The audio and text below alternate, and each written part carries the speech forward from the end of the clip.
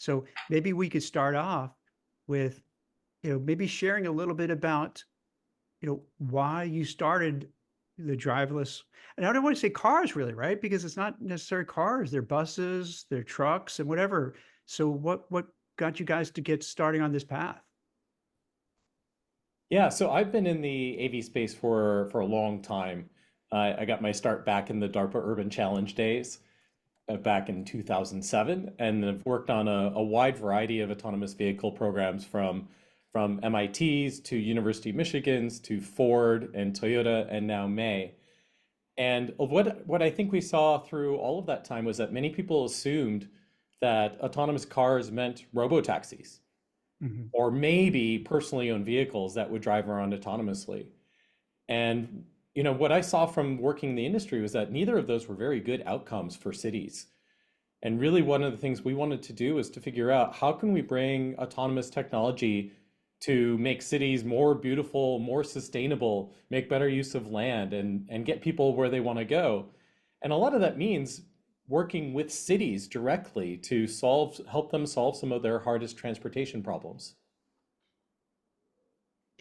So it's very different, right? So you have more like bus. I don't know if that's the right term, but buses or larger vehicles take more people in it, so you have less cars on the road and more, efficient ways to bring people to wherever they want to go. That's right. Yeah. So the optimal size vehicle is Mhm. really a function of where do you operate. If you're in suburbia, then the likelihood that two different people are both going to and from the same location at the same time is close to zero. So there you really want to optimize for smaller vehicles that will take up less space, but provide that highly diverse, agile transportation. But as you get closer to downtown cores, now you have an increasing likelihood that multiple people are going to the same place. And now you can start to look at shared mobility. And shared mobility, and this is why I have such an issue with the traditional view of personally owned vehicles or straight up robotaxi. Shared mobility is the only way that you can address congestion. You need to address better land use and parking, getting rid of parked cars, but also how do you get fewer vehicles on the road? And you can only do that by putting more people on a single vehicle. So the idea is that, hey, if we can get a larger vehicle with like 10, 20 people going into the same location instead of 20 cars going, it's better for the environment and it's more efficient. That's right. And actually the happy part of the curve starts way earlier. If you could just increase the average occupancy per vehicle to 3, you'd be making a major improvement to congestion. And we would need fewer lanes of road.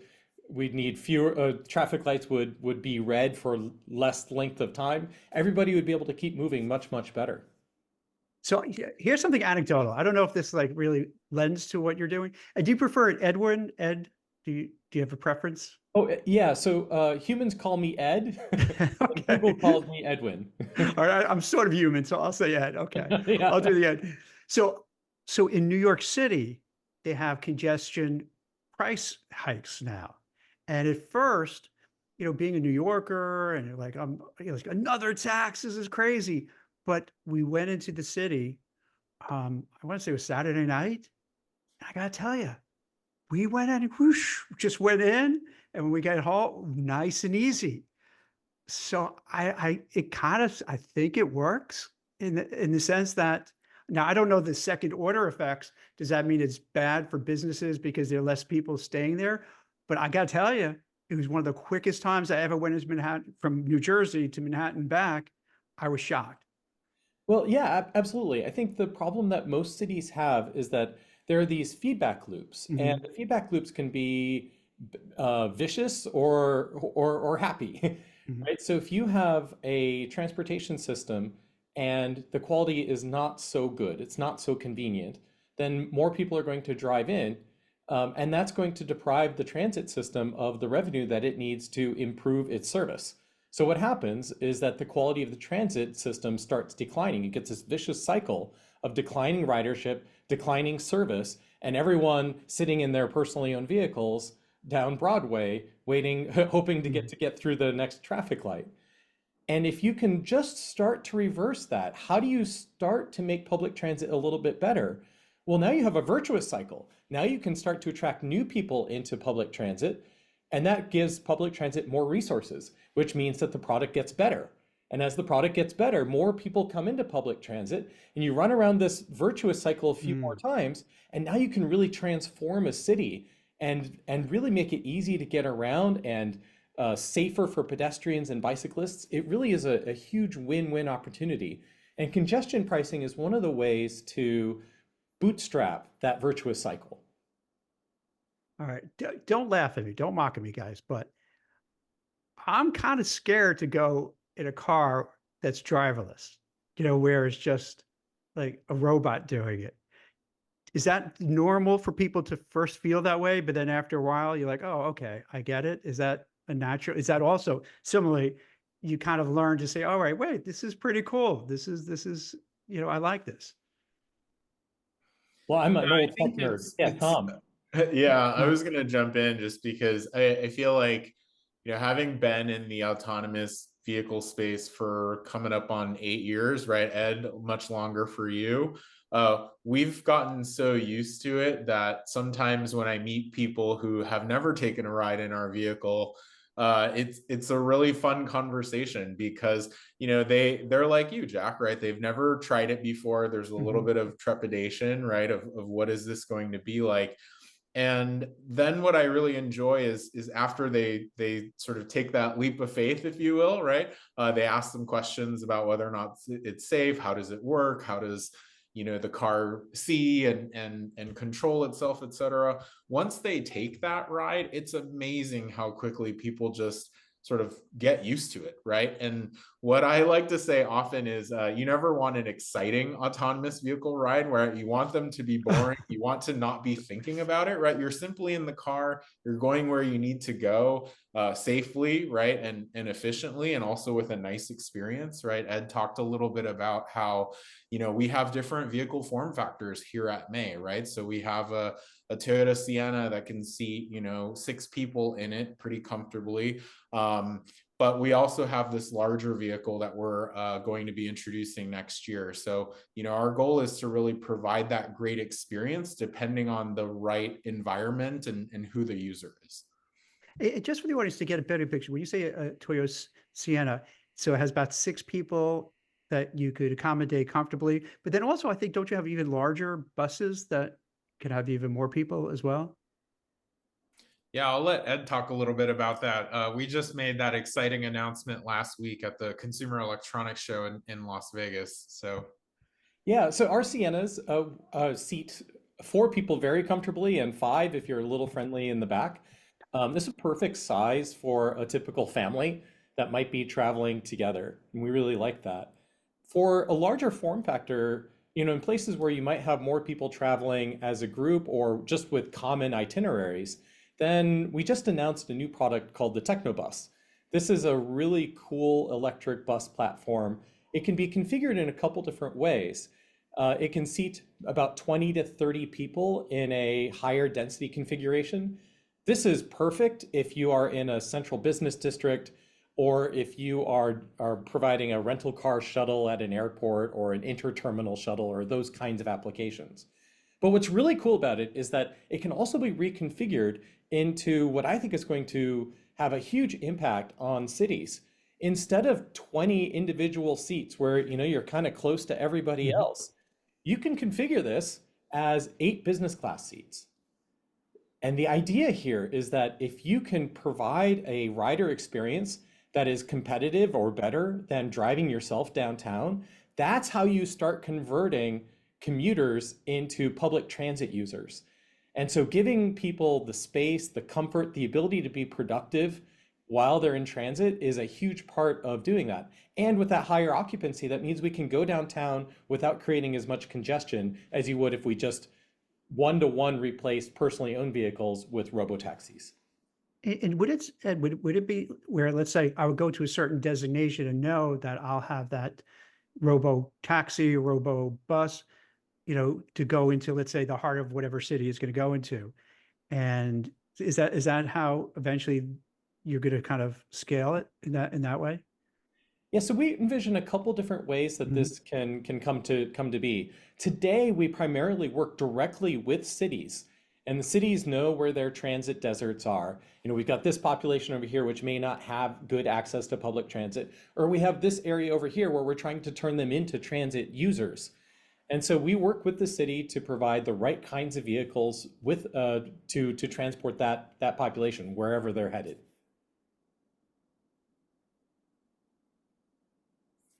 And so you're not going to go, I guess, the way of like what is the Waymo and some others with the robo taxis. That's going to be you're going to let them do their their thing, and you're taking a whole different way of doing it like as you're talking about, which sounds like it makes it much more environmental friendly, right? Yeah, so the key thing here is that the philosophy of how we bring the technology to the world matters. Mhm. And so the guiding overarching goal for May is that we want to help make cities more sustainable. We want to reduce the amount of real estate. I don't know if you know this, 30% of a typical city in the United States, the land use is parking. It's ridiculous. So we just waste a huge amount of real estate storing cars. And of course, people spend so much time in congestion because there's too many individual cars on the streets. So the real overarching goal of May is how do we make cities more sustainable, more beautiful? How do we make it so that your kids can wander off while you're having a cup of coffee at a cafe, and you're not worried about them getting hit or injured by a distracted driver. And this means trying to create a new kind of city, a new kind of mobility service, a new kind of ecosystem where people get around easily and more safely. Now, to do that, we're building technology that looks a lot like the technology that Waymo and other robotaxi uh, players are developing. In fact, the product itself looks almost identical. You pull out your Mhm. phone, you request a ride, the vehicle comes to you, takes you to your destination. Sounds very similar. But the key thing is how we deploy this. We want to do this in a way that makes cities better, not one that makes cities that adds to congestion.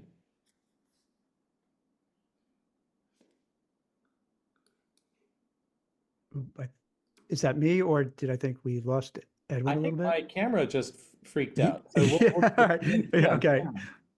Yeah.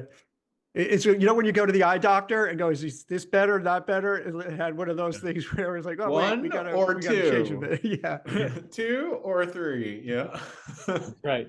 You know, you know, so hearing what you're saying, is it also in conjunction with the different municipalities, in addition to the robo buses, let's say robo, Sienna vehicles, but then is these cities themselves trying to make changes also the same way you're doing it to maybe cut down on emissions and what have you, and to cut down with congestion? Is that what you said when you're dealing with the different municipalities that is you're doing this, but then also the city is also trying to make ways to make it more pleasant to be in these urban areas? Yeah, absolutely, Jack. I think Ed touched on an interesting data point earlier, which is just how much of our cities today comprise of parking, right? Mhm. And we all remember, during maybe the height of COVID, one of the positives out of the pandemic, at least for me and many folks who I know, was that we turned parking spots into restaurants and outside gathering spaces and places to kind of enjoy and socialize and be with one another, and that was great, right? And I think for a lot of cities, they think about how to be able to provide that type of experience and community for its residents. The other thing is, cities do have to provide different forms of transportation for their residents, right? In terms of helping them, get around, get to work, get to the essential places that they need to go. Well, one of the things that we see at May is just with existing transportation infrastructure, oftentimes, you have these like big hydrogen or electric buses that are really underutilized, right? Because, for someone who has to take the bus, if they just want to go to Trader Joe's, there's a much faster way to get there than riding the bus line 45 minutes in the wrong way just to get there, which is, again, one of the things that we are excited about at May, because our autonomous vehicles really solve that for people, right? If you're a city, you're looking to May because we can replace your underutilized empty bus with a fleet of 6 or 8 autonomous vehicles that provide a better point to point on demand solution for people, right? So the riders are happier, the city is providing a service that their money is actually being well spent for, and then there's a lot of other things too that we've talked about with cities. We really have a great partnership where they also care about data and information, right? To be able to make decisions around how they plan the city, right? What roads maybe are more congested, which intersections have the most accidents, right? And they can use some of the information that our vehicles collect to be able to make better informed decisions, right? So again, that's something that we're really excited about here at May, is the way that we partner not just with the cities, but also with the communities that we serve. And it sounds like you kind of target one city or one area after another, right? To get all that data, all that information, see what works, what doesn't work. How many different locations do you have? Or is that the right even question for me to ask you? Do you break it down like, hey, we have, a footprint in this city, this city, this city, or how's it going so far? Today, we are in 10 cities across North America and Japan. These include a huge array of diversity. So, from big cities like Detroit and Miami to mid-sized cities like Ann Arbor, Michigan, and Arlington, Texas, to smaller rural communities like Grand Rapids, Minnesota. It's a city of only 14,000 people in the very northern part of Minnesota where the snow's 6 feet high. And then, of course, the Sun Belt, where all AV companies like to operate because the weather is beautiful and gorgeous, but there are real use cases there. And then in Japan, from Tokyo to Nagoya to Kyushu. So I think we might be, of all AV companies, one of the ones that is most geographically diverse in the kinds of places that we operate, not just in terms of weather, but also in terms of density and driving culture. Pedestrian in Detroit behaves very differently than a pedestrian in Tokyo.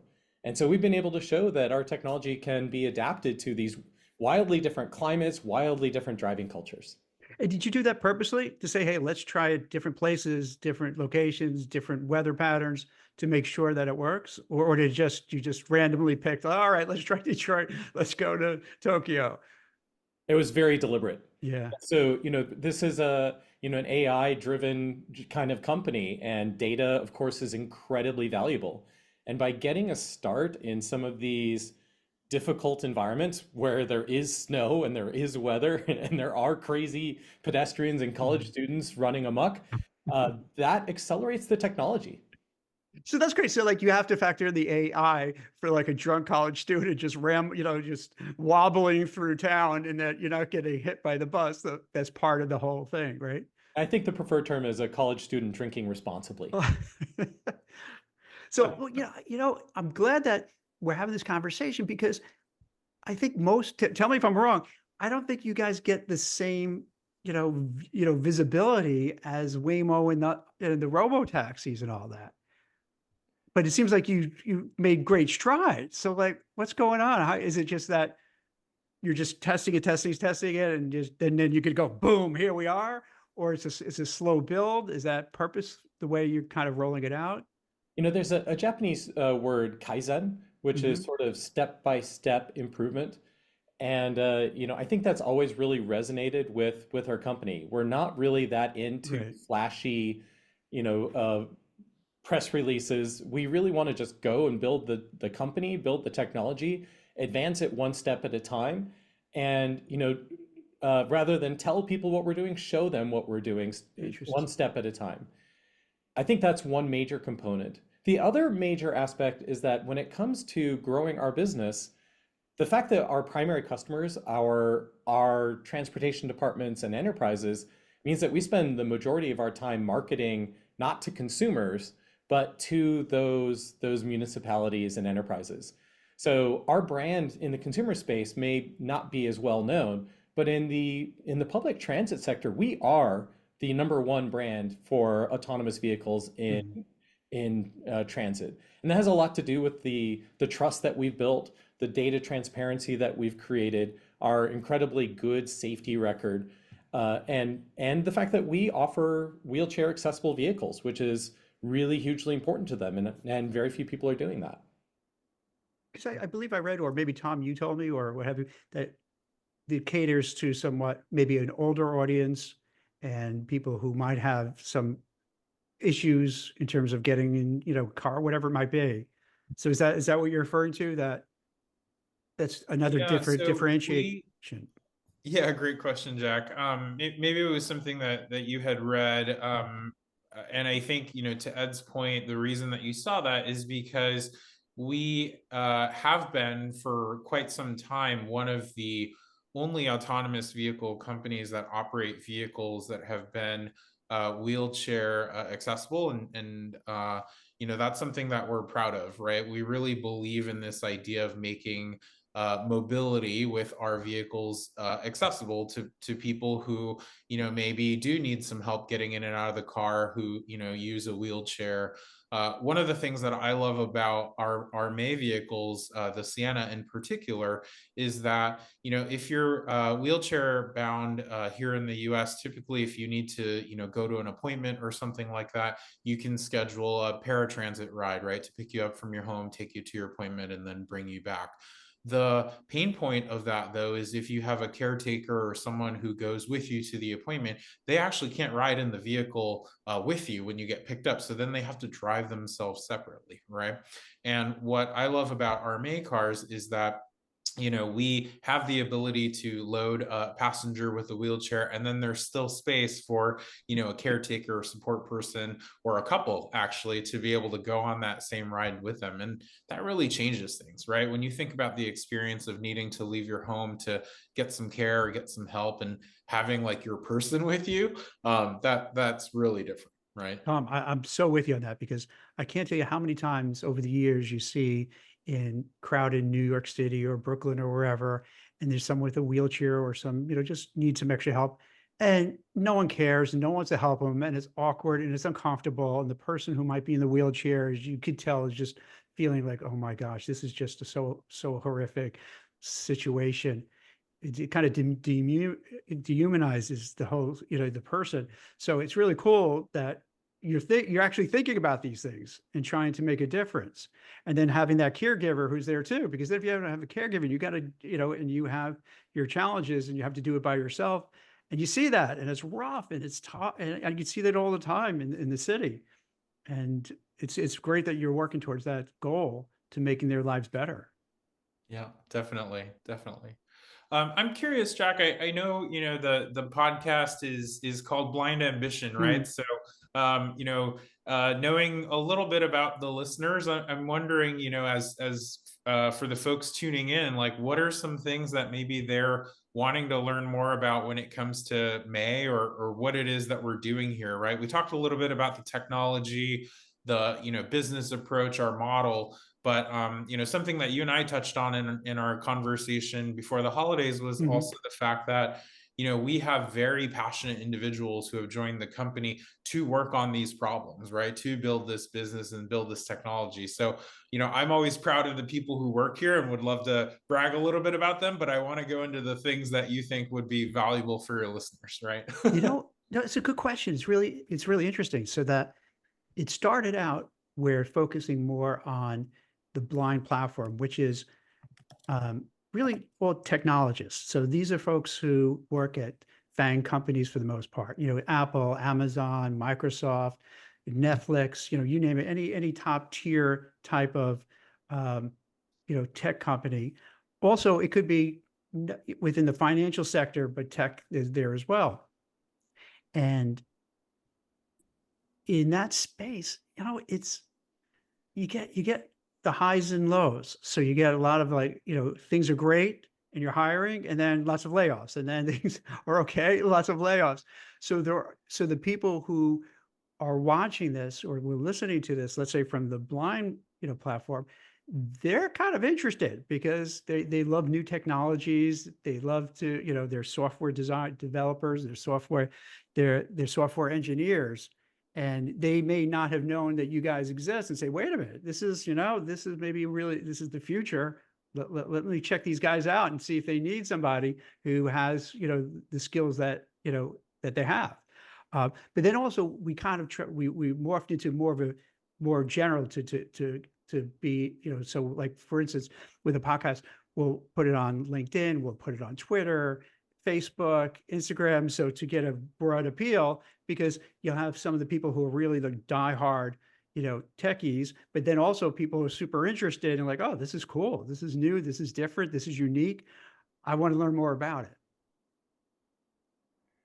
Yeah, one of the things I've learned since I started May is that, of course, there are engineers that are going to be motivated by a paycheck first and Mhm. foremost. And, for some people, they've got college tuition and things to deal with. That is okay. But there are also a lot of engineers who are going to make their decision based on the impact that they can have and their ability to see their own fingerprints on that impact. And that's one of the places where I think May has always offered something that a lot of other AV companies haven't been able to. Being a smaller team, if you're hired here as an engineer, you're going to be, on a very small team that owns a large part of the autonomy piece. And so you're going to be able to see how the work that you do on a day-to-day basis translates out into the field. You're going to see your code ship, not just once a year, but many times a year, maybe once a month. And that's really exciting. And for a lot of people, we go beyond that too, and they can see the positive social impact of how we're delivering our technology into the world. And I think this is one of the ways we've been able to attract such an amazing team by offering some of that potential for impact in fingerprints. That makes so much sense because I hear from these guys so often. And the reason I say guys, to be fair, the vast majority are men, but they're making great strides for women as well.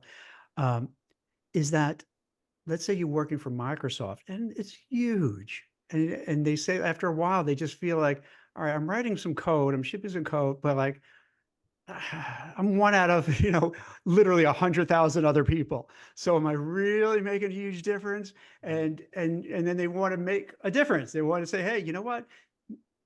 And this goes on a lot. It's like the prestige factor. You weigh it like, the prestige to say I'm working at Apple or Amazon against something, a firm that other people don't know about. So like, but there is that feeling for a lot of people, as you pointed out, Ed, is like, hey, you know what? I could actually make a difference. You know, it's not like 100,000 people working on it. They need somebody who really feels like, hey, this is going to be the future. I could be part of it. I could make a big difference. And a lot of people who just, especially after a while, when you see it get layoffs and this, that, you realize, you know what? Let me do something I appreciate and enjoy, and I can help and I can make a difference. So yeah, that's a big thing. Yeah, when Yeah, I was a definitely, Jack. undergrad, I think for me, when I joined the company 4.5 years ago, I remember chatting with Ed, and we really aligned on this idea about growing the team in a really thoughtful way, right? I think we've seen over the last couple of years a lot of companies in our space grew very, very quickly, right? And in hindsight, too fast, right? They then had these huge burn rates, right? Very, very large teams, but we're running into diminishing returns on the technology side of things, and then we're forced to downshift again, and a lot of players are no longer here today, right? Which is really unfortunate to see. But what I really like about May is that we've always taken this very methodical approach, right? You asked earlier, are we just Mhm. testing? The reality is no, right? We've been serving real passengers for many years now, right? We're actually in more cities than all the other AV companies combined, right? Today, which is again a little known fact, but something that's really cool. What Ed touched on earlier, though, I think is really the key. If you are someone who wants to work at May, most likely it's because our mission really is exciting to you, right? You share that vision of transforming cities through accessible autonomous technology.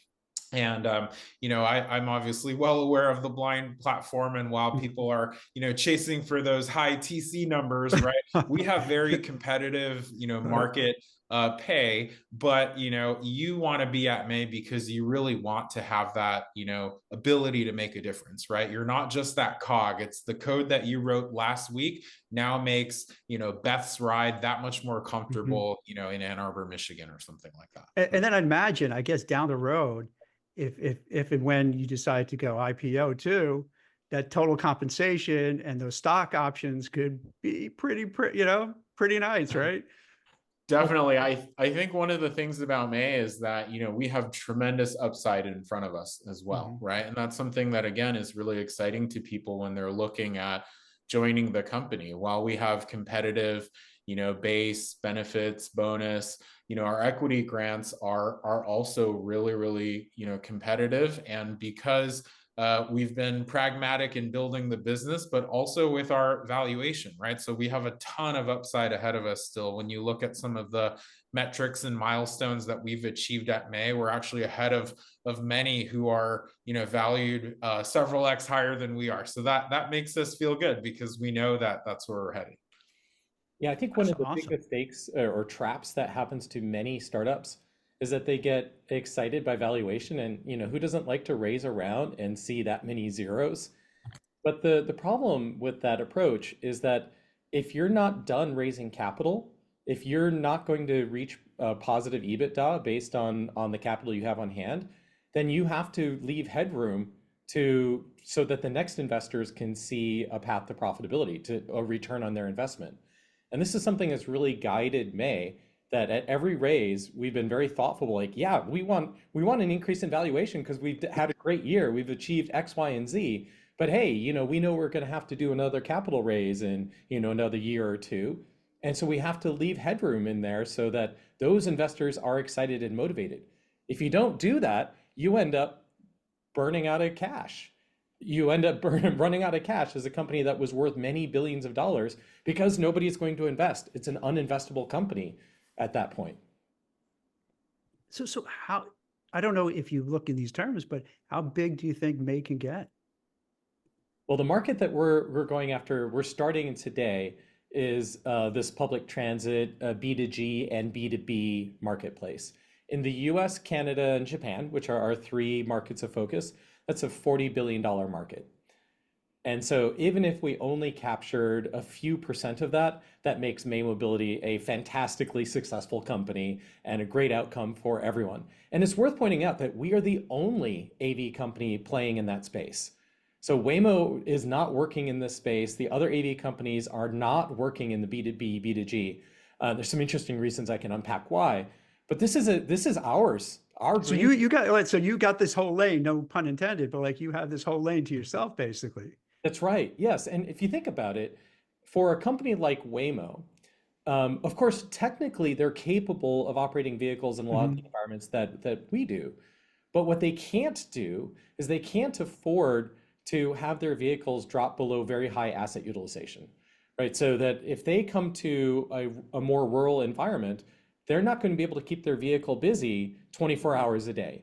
And that's going to negatively impact their unit economics in that sort of classic robo-taxi go-to-market strategy. So literally, they can't make money in these more rural environments without working with, replicating our business strategy. But they can't do that either because the typical customer for us might be a 20 or maybe 50 vehicle deal. They have to deploy hundreds of thousands of cars in order to reach profitability, and they can't do that 20 or 50 vehicles at a time. So this is really I think something many people, analysts, miss in the space, that while Waymo has accomplished a huge amount, their product is great, because of their size and their go-to-market strategy, they are prevented from going after the market that we are in, which has much better revenue potential. And it's worth pointing out that we are now, with the Lyft deal that we announced a few months ago, we'll be launching on the Lyft network in Atlanta, which looks a lot more like that robotaxi market. And that market is $400 billion. Oh, so yeah, tell me about that. So I'm not that familiar with the Lyft deal. Yeah, so the idea here is for us to start learning more about the robotaxi Mhm. go-to-market strategy. And each of these go-to-market strategies has advantages and disadvantages. The B2G space where we start, really high revenue potential because we're replacing buses, which were very expensive. But it's also fairly fragmented, which is what keeps the Waymos of the world out of that business. Mhm.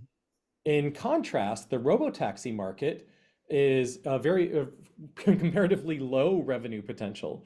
You're competing with, Bob in his 2012 Hyundai, right?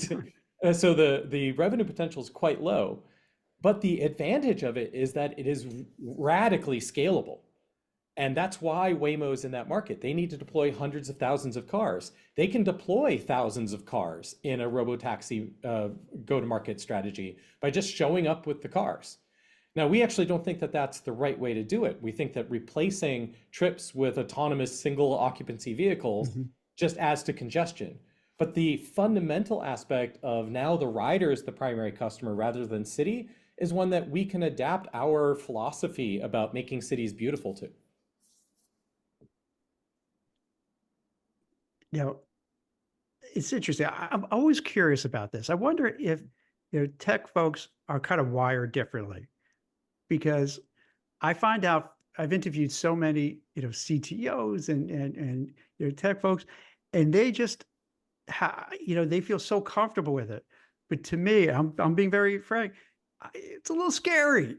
Do you find that out sometimes with your customers where, you let's say it's kind of a bus, looks like it's a, the Sienna van or whatever it is, and you have, a bunch of people sitting there and they're looking and there's no driver. And you have that moment where maybe all the passengers start looking at each other and go, wait, did I make a mistake here? Oh no, what's going on? Does it just take a while for people just to feel comfortable, or do they start getting comfortable right away? How does this, because I would be uncomfortable first, but I think, after a while, I'll be like, oh, this is pretty cool. Yeah, I think the key thing is, the state of mind that you're going to be in when Yeah. you first encounter an autonomous vehicle. If you're asking yourself a thought experiment, would I get into an empty vehicle, driverless vehicle? And that's the whole context. Mhm. That's when you might have sort of thoughts and reservations like, well, why would I do that when I could do X, Y, or Z instead? But that's not how everyday people actually make decisions. People are really prioritizing convenience. When you've got a place to go and your choice is to wait up to 45 minutes for the bus to maybe show up, or get into the nice warm vehicle that's going to take you directly to your destination right now that happens to not have a driver in it, basically every consumer in the United States will optimize for convenience and pick the path that's available for them right now. And that's the real difference between providing real transportation services and providing an R&D test bed. We're solving real problems. People have places to go. They have medical appointments to get to. They have grocery store trips to make. And we are solving that need for them. And when you solve someone's problem, the adoption really comes very, very quickly.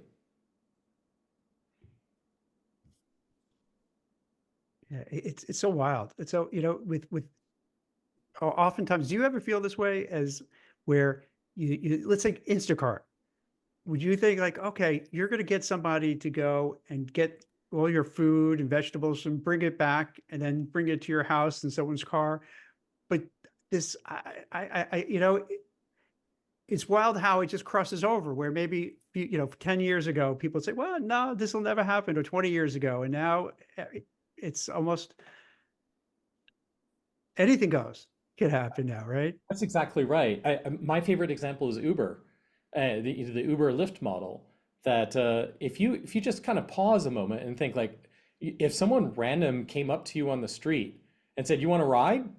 and you've never met them, you don't know whether Right. the car is safe, whether it's had its maintenance record, but then you just hop in, you're like, "Yeah, yeah, take me to the airport." Exactly.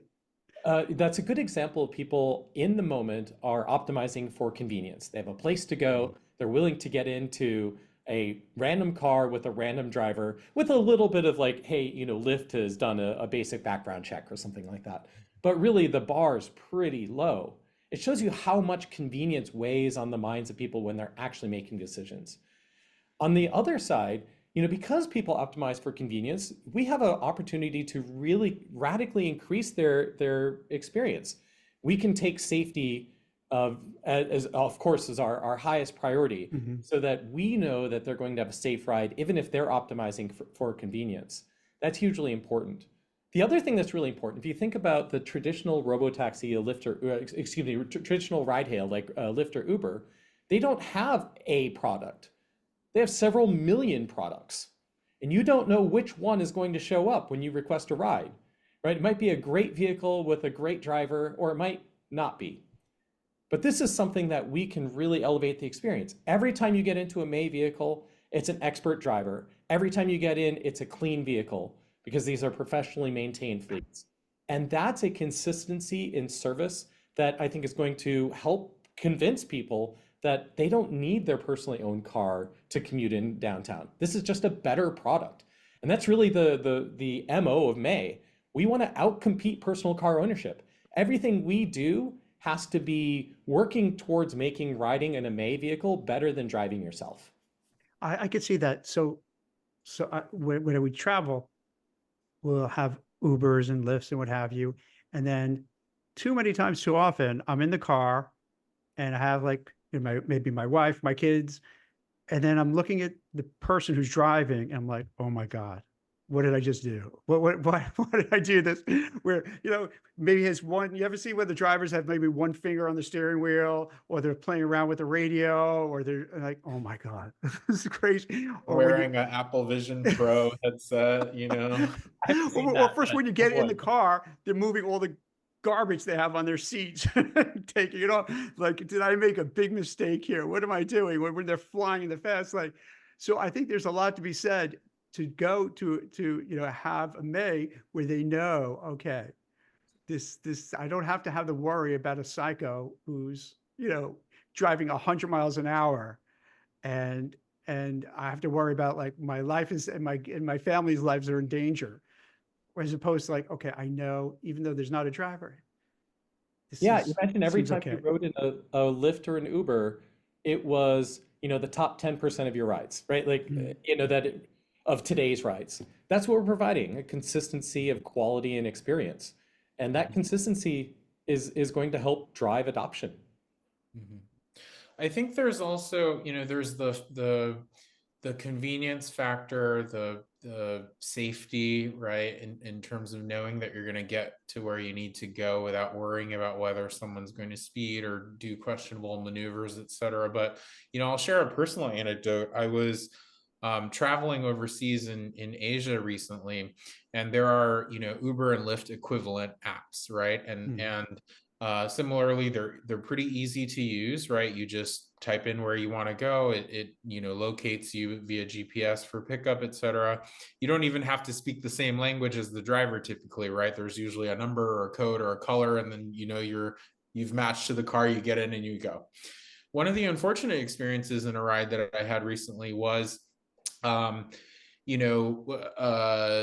a Uber or a Lyft, if the driver is waiting for the passenger for a certain period before you get into the car, you get charged a little bit extra, right? You made the car wait. And I actually had this ride where the driver didn't start the ride, even though I had already gotten in the vehicle, like within a minute or so of them pulling up, right? And I saw that I got charged this like hefty fee, and it had happened to me more than once while I was on this trip. And that's something too, where again, you get into a May car, and when there's no driver, you don't have someone who's maybe trying to make a couple of extra bucks Right. on you, right? And that was, again, terrible example and not a great story, but you don't have to worry about stuff like that when it's a robot driving, right? It is a big Our cars difference. aren't going to overcharge you for waiting around. Right, you got to worry about them trying to cheat you out of it. Like, why? Like an extra annoyance factor. Like, why I have to worry Right, that? And then, do I want to start arguing with the guy who's driving? Because now they're driving, and I don't want to really argue right, with him over $5. Then now he's going to drive exactly. 80 miles an hour just to be like vindictive. So yeah, Yeah, so you don't want to have to be involved with that. So I get that, Tom. for sure. So are there any other things that maybe I didn't ask you guys that you feel the audience and people would really want to know? And you shared a lot, but are there other things that maybe I didn't ask you about that you feel would be very germane for people to know? Yeah, so I think, selfishly, we are always looking for great people here at May, right? Strong technical talent in particular. Ed and I, we've both today talked a lot about, the business that we're building, right? Both in terms of mobility as a service in the form of a larger form factor vehicle, shared rides, as well as we are moving into that robo taxi space, right, in Atlanta with Lyft. And someday as well, we may be providing this elevated kind of business class experience also. These are all really exciting products, right, that require a lot of talented people to work on, right? Obviously, would love great engineers here, but we also need product folks, right? We need marketing people. We talked a little bit about who knows about May, right? And in some ways, we've been kind of one of the best kept secrets in the industry, but we also want to change that, right? We want to be more of that, household name. So I think, for me, I just want to throw out there that, while a lot of other AV companies have maybe kind of slowed in progress or downshifted on their growth, we continue to grow, right? Not like gangbusters, but as of today, right now, we've got 24 roles up on our careers page, right? So would welcome people to check us out, see what we're hiring for, talk to people at May too. We have a great team who can tell you a lot about what it is like to work here, right? What we're looking for, and tell you more about some of the skills that we'd love to bring in house here. So that's my shameless plug. No, that's good. No, glad you, see, this is one of the cool things about this podcast. I'm very open for shameless plugs. That's all it's all about, because we try to help. I mean, the whole idea is like, hey, to bring, to talk about your brand and what you're doing and how it's working, so people could know about it. But then also now people can maybe find a job. Maybe they're in between jobs and it's like, hey, I'm a marketing person. I never even thought of going to May. Let me check it out. Or maybe, like we talked earlier, I'm a software engineer, but I want something different. I want something that's more meaningful, something has purpose, something has, that I could feel proud of. So that's really, it is important, so it's really, it's helping everybody. One of So what, the phrases that I love the most is being an informed contrarian, which is the idea that your discipline frontwards and backwards. You are absolutely Mhm. informed. But maybe because you're experienced, you have a different view on how to execute your job, or how to achieve something in a particular context. And and being a contrarian is about being brave enough, being given the latitude to go and try a completely different solution than maybe what is considered, standard or right, the proper way of doing Mhm. things. And maybe the most telling example of this is that with our overall technology stack, Waymo has shown a particular trajectory towards building an autonomous vehicle company that is very capital intensive. It's a great product, very capital intensive. If we were to set out to replicate the way that Waymo builds their technology, then we would likely also inherit a lot of that capital inefficiency. And I think this is actually what you see across the industry. Many of the companies that ran out of cash tried to replicate the Waymo model, but didn't have the capital resources that Alphabet provides to Waymo. Mhm. And that's a bad combination. And so right out of the gate, May Mobility, I've worked in the space a long time. We set out with a contrarian view of how to build the technology. It's not just about your standard feed forward deep networks, your transformer models and convolutional models, because that's not the entire way that humans drive.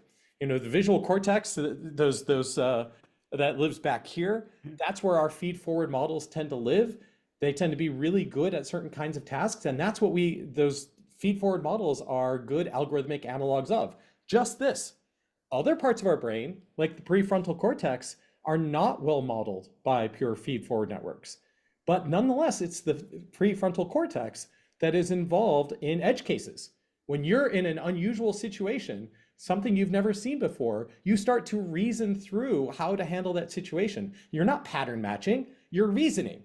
And that capability has been largely missing. And so across the AV industry, the reason that Waymo and other approaches are so capital intensive is because they're trying to approximate this deliberative reasoning capability that humans have through algorithmically less efficient means.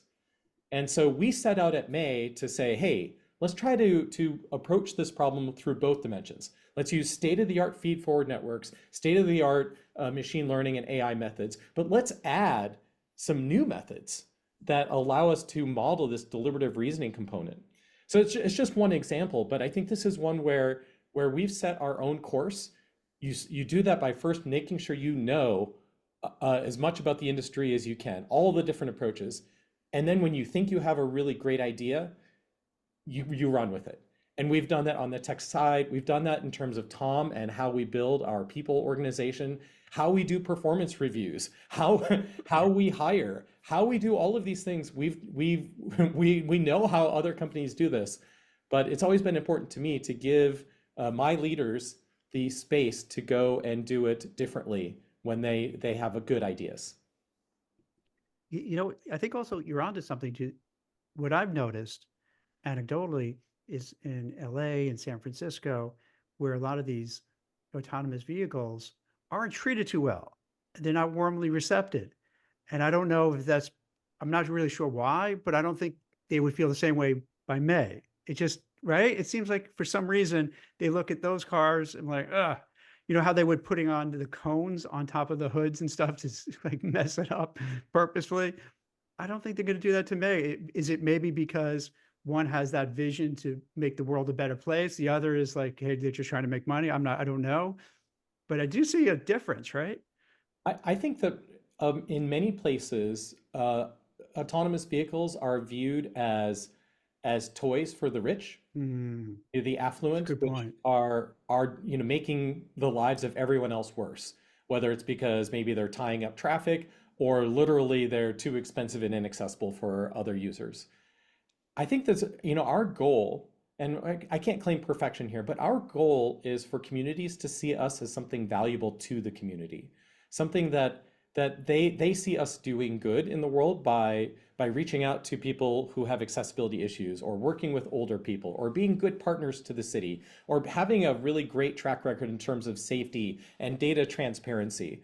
My goal is for everyone when they see a May vehicle driving by to be like, yeah, that's good. I'm glad they're here. And that's a constant effort for us to make sure we're on the right side of people's minds. Well, that's great. I love it. I love the ethos. I love the vibe, what you guys are doing. And I'm so glad that you're on the podcast so other people could learn more about what you're doing and what you're up to. And what we do is, we edit the podcast, but with this one, I don't think there's much editing to be in there. And then we post on social media. So this way other people could see it and get a sense of what it's all about and help you grow. And also, Tom, I'll keep my eyes out. I'll take a look at the job and see maybe if there's some folks there who, who might say, hey, you know what, this is right up my alley. This is what I want to do to get help on that front as well. That'd be great, Jack. Yeah. When you guys are ready to, to publish this podcast, let's work together on, some of the things that maybe we want to say when you do launch it, and potentially at that time, depending on maybe some of our most, critical or interesting roles, I can feed those to you as well. Fantastic. Right. So that we're promoting them hand in hand. Excellent. Well, thank you very much. And Tom, this is great. I love it. The way you walked it through, and I think a lot of people are going to feel the same way, that this is probably a better way of doing things, better for the environment, better for, the world, better for cleaner air. And also, I think there's something made when you're going with a few people together, it's more camaraderie. It's more, your neighbors and, getting together. It's helping that person in the wheelchair. So there's a lot of great elements to it, and it's very positive. And I love when people are trying to do things in a better way, make people's lives better. So I appreciate you guys coming on, taking the time and sharing what you all do. And I'm looking forward to see as you guys grow. Just don't forget about me when you're all big shots in the unicorn company. No, never, Jack. Really appreciate the opportunity. Thanks for having us today. We had a lot of fun chatting with you. My pleasure. Thanks. Thanks so much, Jack. All right. We'll see you guys. Let me just hit pause.